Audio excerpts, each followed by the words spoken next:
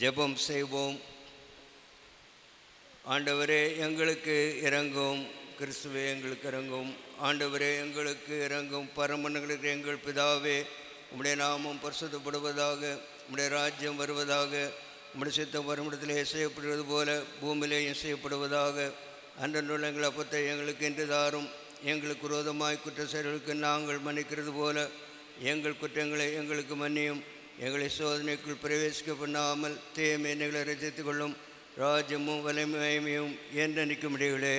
ஆமீன். ஆண்டவரே, உமது அடியானையும் உமது அடியாளையும் இரட்சியும். ஆண்டவரே, பரத்திலிருந்து இவர்களுக்கு ஒத்தாசை அனுப்பியருளும். இவர்களுக்கு பலத்த அரணாயிரும். ஆண்டவரே, எங்கள் ஜெபத்தை கேட்டருளும். சர்வ வல்லவரே, நித்திய பிதாவே, திருமணமாய் நியமித்த மனு குடும்பத்திற்கு கொடுத்து உம்முடைய ஆசீர்வாதங்களால் அதை தூய்மைப்படுத்துகிறவரே, கணவனும் மனைவியாய் இப்பொழுது சேர்த்து இணைக்கப்பட்டிருக்கும் உமது அடிகளான ராஜ்குமார் எவஞ்சலி பிரிஸ்கா இவர்களை நீர் ஆசீர்வதியும். ஒருவர் பாரத்தை ஒருவர் சுமந்து, ஒருவர் மகிழ்ச்சி ஒருவர் பகிர்ந்து தங்கள் வீட்டின் கடமைகளை சேர்ந்து நிறைவேற்றி அன்பிலும் உம்முடைய வார்த்தைக்கு கீழ்ப்படிவதிலும் இவர்கள் எப்பொழுதும் ஒருவருக்கொருவர் உண்மையுள்ளவர்களுக்கு அருள வேண்டும் என்று எங்கள் ஆண்டவர் இயேசு கிறிஸ்துவின் மூலமாய் வேண்டிக் கொள்ளுகிறோம். ஆமேன். ஆண்டவர் மீட்பெருமாய் இயேசு கிறிஸ்துவே, நாசரேத்தில் குடும்ப வாழ்க்கையில் பங்கு கொண்டவரே, இந்த உமது அடியாருடைய வீட்டில் ஆண்டவரும் அரசனுமாய் ஆட்சி புரியும். நீர் மனிதருக்கு சேவை செய்தபடியே இவர்களும் பிறருக்கு சேவை புரிய அருள் தாரும். சொல்லாலும் செயலாலும் இவர்கள் அயலகத்தாருக்கு உம்முடைய மீட்பின் அன்புக்கு சாட்சிகளாயிருக்க அருள் புரியும். பிதாவோடும் பரிசுத்த ஆவியோடும் ஒரே கடவுளாய் என்றென்றைக்கும் ஜீவித்து அரசாளுகிற உமது பரிசுத்த நாமத்திலே வேண்டிக் கொள்கிறோம். ஆமேன். இரக்கமுள்ள ஆண்டவரே, கிருபையின் ஈவால் மனு குலத்தை விருத்தியடைய செய்கிற பரமபிதாவே, உமது இந்த அடியார் வரும் நாட்களில் உம்முடைய ஆசீர்வாதத்தால் புத்திர பாக்கியம் பெற்று உமக்கு துதியும் கனமும் உண்டாக அந்த பிள்ளைகள் கிறிஸ்து மார்க்கத்துக்கேற்ற சன்மார்க்கமாய் வளர்வதை கண்டு கலிகூறுமளவும் தேவ அன்பும் அபிமானம் உள்ளவராய் ஒருமித்து வாழ இவ்விருவருக்கும் உமது ஆசீர்வாதத்தை அருள வேண்டும் என்று எங்கள் ஆண்டவராகிய இயேசு கிறிஸ்துவின் மூலம் வேண்டிக் கொள்ளுகிறோம். ஆமேன். தொடர்ந்து நாம் ஜெப நிலையில் இருப்போம். சர்வ வல்லமையுள்ள ஆண்டவரே, நித்திய கடவுளே, எங்கள் உள்ளங்களையும் சரீரங்களையும் உமது கட்டளைகளின் வழியிலும் உமது கற்பனைகளுக்கு அடுத்த வேலையிலும் திருப்பி பரிசுத்தப்படுத்தி வழிநடத்த வேண்டும் என்று உம்மை வேண்டிக் கொள்கிறோம். இங்கும் எல்லா காலத்தும் நாங்கள் சரீரத்திலும் ஆத்துமாவிலும் பாதுகாக்கப்பட உமது வல்லமையான ஆதரவை தாரும். எங்கள் ஆண்டவரும் இரட்சகருமான இயேசு கிறிஸ்துவின் மூலம் வேண்டிக் கொள்கிறோம். ஆமேன். நம்முடைய ஆண்டவராகிய இயேசு கிறிஸ்துவின் கிருபையும் கடவுளுடைய அன்பும் பரிசுத்த ஆவியினுடைய ஐக்கியமும் ஆசீர்வாதமும் நம் அனைவரோடும் இந்த மணமக்களோடும் இன்றும் என்றுமே தங்கியிருந்து ஆசீர்வதிப்பதாக. ஆமென். ஆமென்.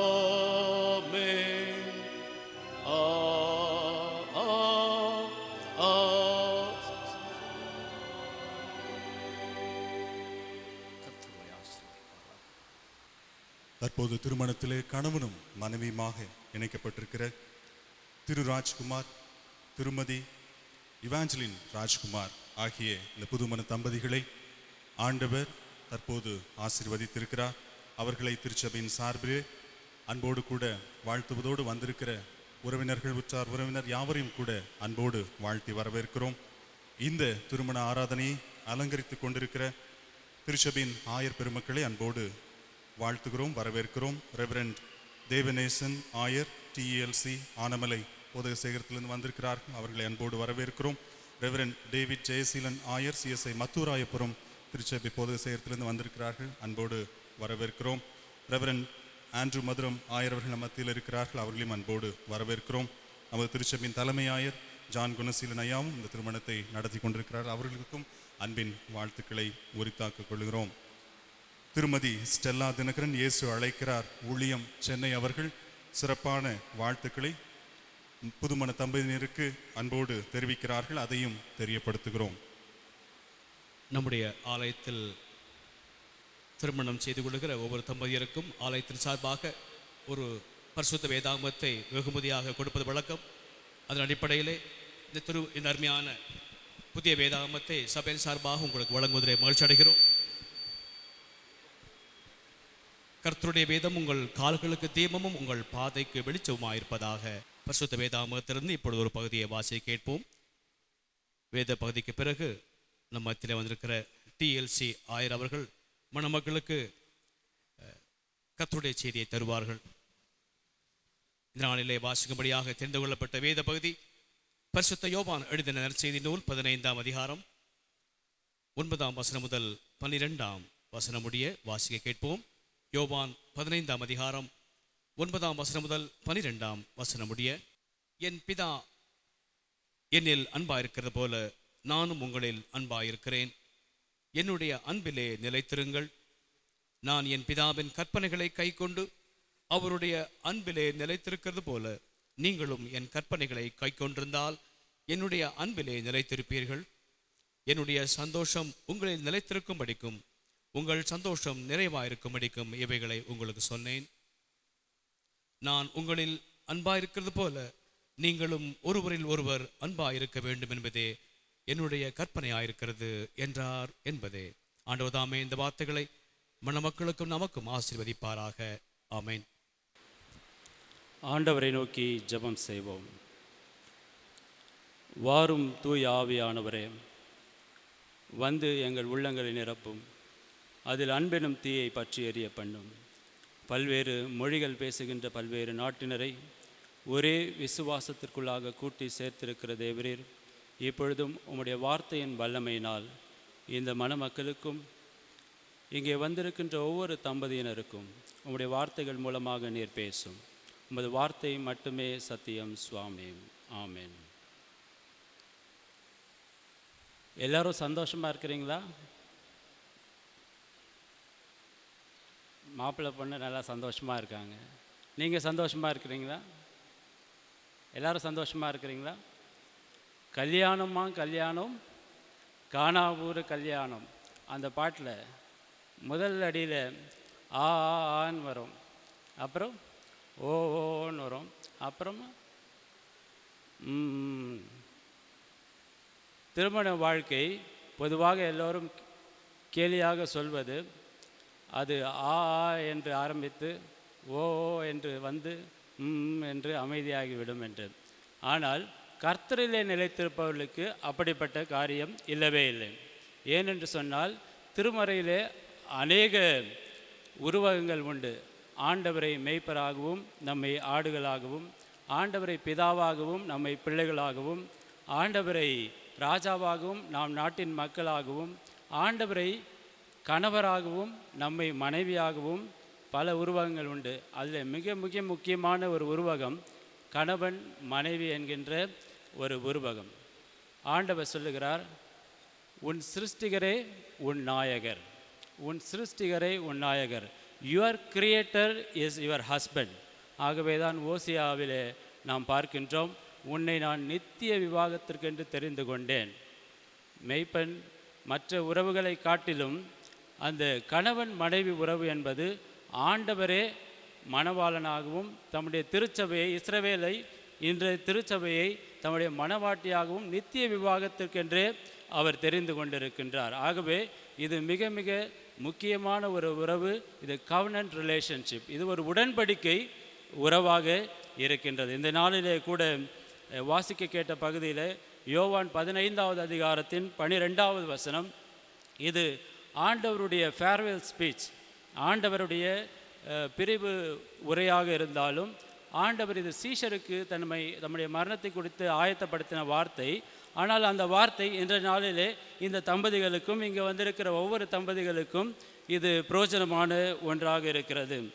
12ஆவது வசனம் சொல்லுகிறது, பொது மொழிபெயர்ப்பிலிருந்து வாசிக்கிறேன், நான் உங்களிடம் அன்பு கொண்டிருப்பதைப் போல நீங்களும் ஒருவர் மற்றவரிடம் அன்பு கொண்டிருக்க வேண்டும் என்பதே என் கட்டளை. ஆண்டவராகிய இயேசு கிறிஸ்துவின் கட்டளை இதுதான். இன்றைக்கு திருமண வாழ்விலே இணைந்திருக்கின்ற ராஜ்குமார், இவாஞ்சலின் ராஜ்குமார், உங்களுக்கு ஆண்டவர் சொல்லுகின்ற வார்த்தை, நான் உங்களிடம் அன்பு கொண்டிருப்பதைப் போல நீங்கள் ஒருவர் மற்றவரிடம் அன்பு கொண்டிருக்க வேண்டும் என்பதே ஆண்டவர் இயேசு கிறிஸ்துவினுடைய கட்டளையாக இருக்கின்றது. ஆகவே ஆண்டவர் இந்த கட்டளையை தருகின்றார். ஆகவே நாம் இதில் நிலைத்து நிற்க அழைக்கப்படுகின்றோம். இந்த வார்த்தையை ஒரு 3 காரியங்களை உங்களுக்கு நினைவுபடுத்த விரும்புகின்றேன். உங்களுடைய வாழ்க்கை, பிறருடைய வாழ்வை நீங்கள் பார்த்திருப்பீர்கள், பிறர் வாழ்ந்து நீங்கள் பார்த்திருப்பீர்கள். ஆனால் இப்பொழுது நீங்கள் வாழப்போகிறீர்கள். பிறர் வாழ்ந்து பார்த்திருப்பீர்கள், இப்பொழுது நீங்கள் வாழப்போகிறீர்கள். ஆகவே உங்கள் வாழ்க்கையில் இந்த வார்த்தைகள் மூலமாக சொல்லுகின்ற ஒரு சில காரியங்களை நீங்கள் மனதிலே வைத்து கொள்ளும்படியாக அன்போடு கேட்டுக்கொள்ளுகிறேன். முதலாவது, நீங்கள் இயல்பாக வாழுங்கள். Rajkumar, Evangeline, be casual. எல்லா விஷயத்திலும் நீங்கள் சாதாரணமாக ஒருவரை ஒருவர், ஒரு வீட்டிலே இருக்கிற ஒரு நண்பர்களைப் போல, ஒரு அதிகம் அறிந்தவர்களைப் போல, உறவு, நெருக்கமான உறவைப் போல சாதாரணமாக நீங்கள் பேசி பழகி உங்கள் நட்பை, உங்களுடைய தோழமையை நீங்கள் வளர்க்க வேண்டும் என்று சொல்லி இந்த நாளிலே நான் உங்களுக்கு சொல்லுகின்றேன். ஏனென்றால் ஆதியாகமம் 1:27 சொல்லுகிறது, கடவுளுடைய சாயலாகவே ஆணும் பெண்ணுமாக படைக்கப்பட்டார்கள். அப்படியென்றால் கடவுளின் சாயல் எந்த குடும்பத்திலே இருக்கிறது என்று சொன்னால், எங்கே ஆணும் பெண்ணும் சமமாக நடத்தப்படுகிறார்களோ, ஆணுக்கு பெண் நல்ல மரியாதையும் கனத்தையும் தந்து, அதே போல் மனைவிக்கு கணவன் நல்ல ஒரு கனத்தை தருகின்ற பொழுது அங்கே கடவுளுடைய சாயல் கனப்படுத்தப்படுகிறது. எங்கே ஒருவரை அழுத்தி அதிகாரம் செய்ய வேண்டும் என்று நாம் நினைக்கின்றோமோ அங்கு கடவுளுடைய சாயல் சிதைக்கப்படுகின்றதாக இருக்கின்றது. ஆகவே நீங்கள் திருமறையினுடைய முதல் பக்கங்களை புரிந்து கொண்டால்தான் ஆண்டவருடைய அன்பு எத்தகையது என்பதை நாம் புரிந்து கொள்ள முடியும். ஆகவே ஆண்டவர் சொல்லுகின்றார், நீங்கள் கடவுளுடைய சாயலிலே, அவருடைய சாயலாக ஆணும் பெண்ணுமாக படைத்தார். நீங்கள் ஒருவரை ஒருவர் கனப்படுத்தி ஒருவரை ஒருவர் நீங்கள் அன்பு பாராட்டுகின்ற பொழுது நீங்கள் ஆண்டவருடைய கட்டளையை கடைபிடிக்கிறவர்களாக இருப்பீர்கள். ஆகவே ஆளுமையில் அல்ல, தோழமையில் நீங்கள் வாழ வேண்டும் என்று சொல்லி இந்த நாளிலே உங்களை வாழ்த்துகின்றேன். இரண்டாவதாக, இணைந்து நீங்கள் வாழுங்கள். இயல்பாக வாழுங்கள், இணைந்து நீங்கள் வாழுங்கள். ஏனென்று சொன்னால் இது கவர்னன்டல் ரிலேஷன்ஷிப், இது உடன்படிக்கை உறவு. ஆண்டவர் தம்முடைய மக்கள், இஸ்ரவேல் மக்களோடு, your creator is your husband, நான் தான் உன்னுடைய கணவர், நீ தான் என் மனவாட்டி என்று தெரிந்து கொண்டிருக்கின்ற உறவு. ஆகவே அந்த உடன்படிக்கையை தான் இன்று திருச்சபையிலே ஊழியர்களாக நாங்கள் நிறைவேற்றுகின்றோம். ஆண்டவருடைய பிரசன்னத்தோடு இங்கே இணைந்து என்றும் வாழ நீங்கள் அழைக்கப்படுகின்றீர்கள். ஏனென்று சொன்னால் நீங்களுடைய ஒவ்வொரு காரியத்திலும் நீங்கள் சாட்சி கொடுக்கின்ற பொழுது அங்கே சொன்ன காரியம், என்னுடைய சுகத்திலும் சுகவீனத்திலும், நன்மையிலும் தீமையிலும். இங்கே தென்னிந்திய திருச்சபையில் அருமையாக ஒரு வார்த்தை சேர்க்கப்பட்டிருக்கு, எனக்குள்ள எல்லா சம்பத்தாலும். ரொம்ப அருமையான ஒரு வார்த்தை. உங்களுடையதெல்லாம் உங்களுடையது, உங்களுடையதெல்லாம் உங்களுடையது.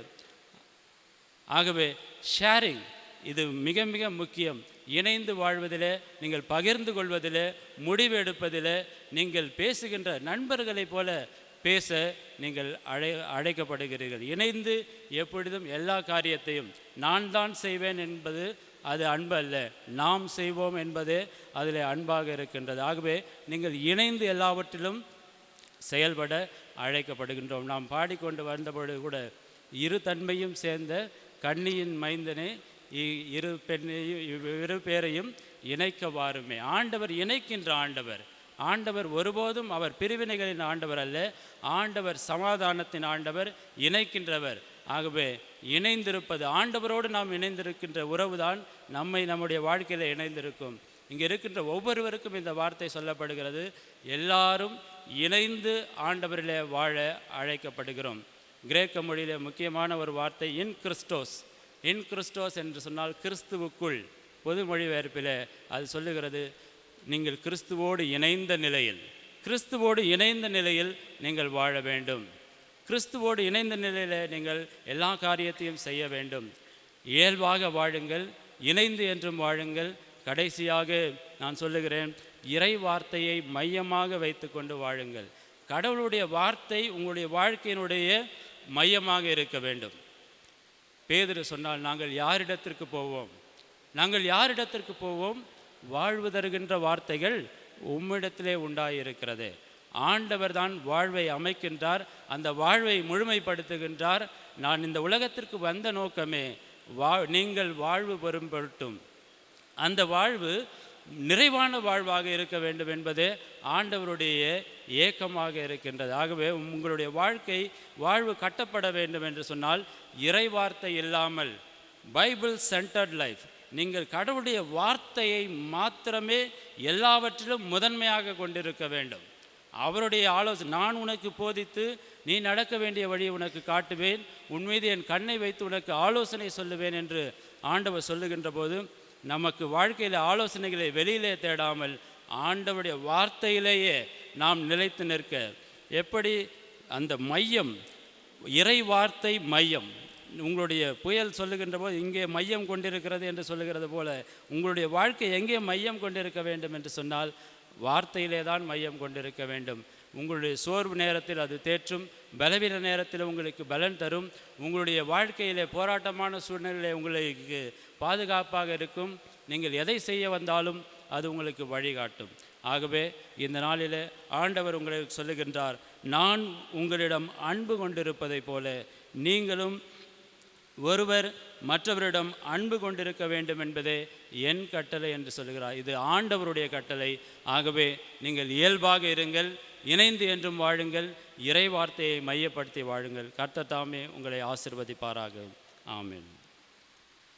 அருளரை வார்த்தையை வழங்கிய ஆயர் அவர்களுக்கு நன்றி சொல்கிறோம். அதைத் தொடர்ந்து பாடத்தாளில் இருக்கின்ற 2 பாடல்களை நாம் பாடுவோம். ஆசீர்வதியும் கர்த்தரே ஆனந்தமிகவே மற்றும் மங்களம் செழிக்க கிருபை அருளும் என்ற பாடலை பாடும்பொழுது மணமக்கள் தங்கள் பெயரை திருமண பதிவேட்டிலே பதிவு செய்வார்கள்.